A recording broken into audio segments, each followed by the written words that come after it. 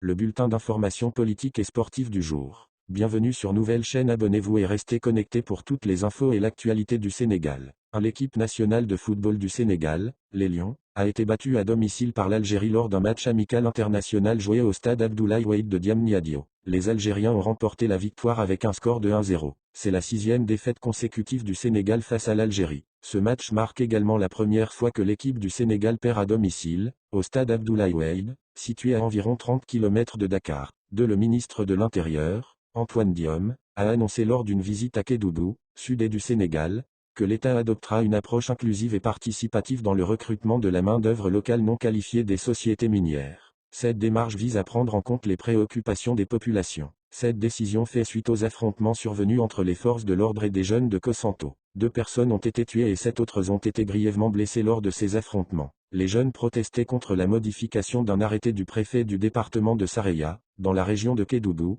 concernant le recrutement de la main-d'œuvre locale non qualifiée des sociétés minières. Le sélectionneur de l'équipe nationale de football du Sénégal, Aliou Cissé, a qualifié la défaite contre l'Algérie de signal d'alarme. Il estime que cette défaite incitera l'équipe à travailler davantage avant les prochaines échéances. Malgré son mécontentement, Cissé a souligné que l'Algérie a marqué grâce à un fait de jeu et que le Sénégal a manqué d'efficacité. Il considère cette défaite comme un coup d'arrêt pour l'équipe qui n'avait pas perdu de match à domicile depuis 9 ans. Cissé insiste sur la nécessité de se remettre au travail et de corriger les problèmes d'efficacité. Le mouvement citoyen Sénégal Nouveau, dirigé par Dr Rose Wardini, a exprimé sa surprise d'apprendre que Mame Boye Diao, également connu sous le nom de Mame Boye Diao, avait annoncé sa candidature à la présidentielle de février 2024 sous la bannière d'une coalition appelée Coalition pour un Sénégal Nouveau. Dr Wardini rappelle que Sénégal Nouveau est le nom de son mouvement citoyen qui est déjà en lice pour la présidentielle de 2024. Elle invite donc Mame Boye Diao à revoir le nom de sa coalition pour éviter toute confusion et préjudice à leur formation politique déjà active sur le terrain depuis plusieurs mois.